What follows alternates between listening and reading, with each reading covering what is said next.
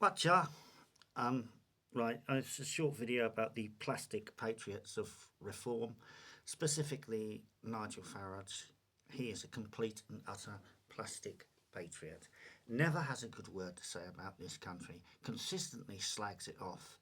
He doesn't love this country. The way he talks about this country, well, I think he hates it. But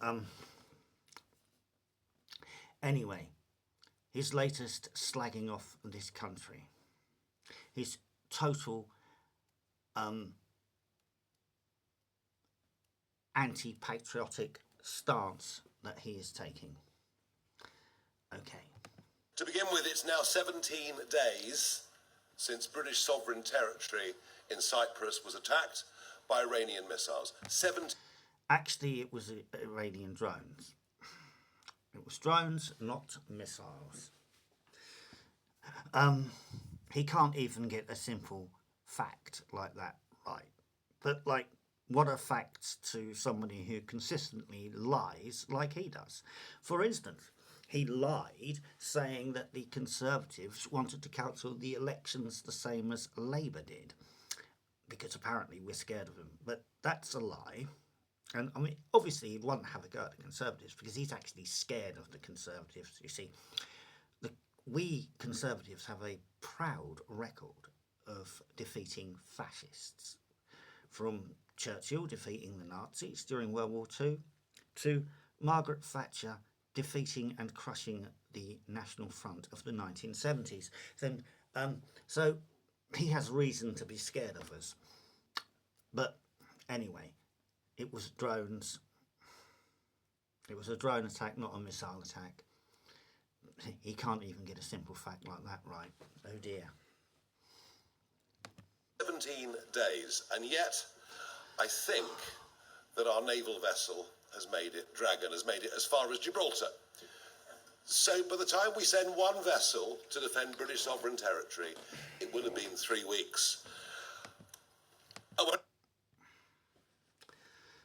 The French have their carrier group in the Eastern Mediterranean, and I know it seems humiliating relying on the French, but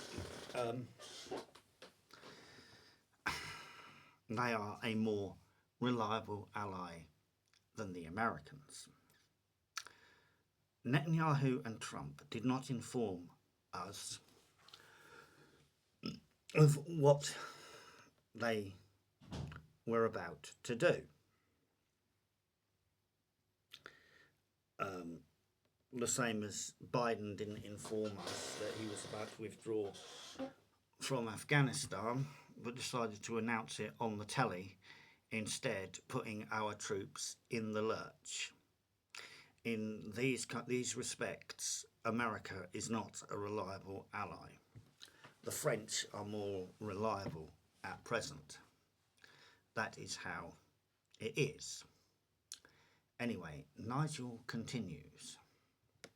When it comes to aiding the Americans in freeing the Straits of Hormuz, well, I think in many ways we ought to.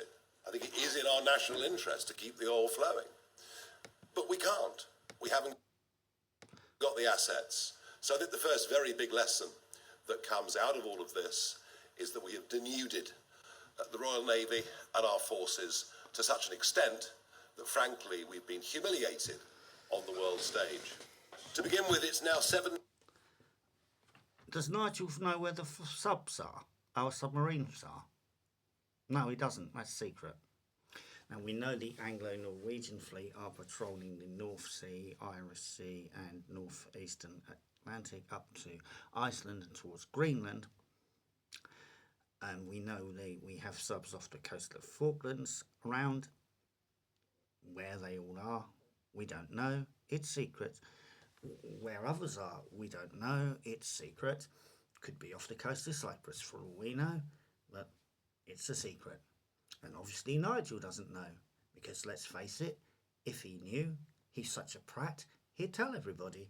But that's the way he is. And anyway, what's he doing, slagging off our armed forces like this?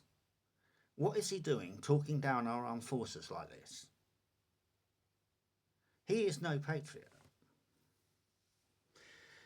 If he wants to go to the Straits of Hormuz to keep them open, that's up to him. If he wants his own kids to go there and keep them open, that's up to him, but nobody else's kids. I do not actually believe it is in our interest to put our service personnel in harm's way over a war that started without us knowing it was about to start, that seems to have no long-term plan or objective. It would be absolute ridiculous to get involved, to put our armed forces in harm's way for that reason. But Nigel wants to butter up his friend Trump, and basically, well, fascists like military activity, don't they? But he's no patriot. Talking about our armed forces that way. The man is an absolute disgrace. We need to keep out of this.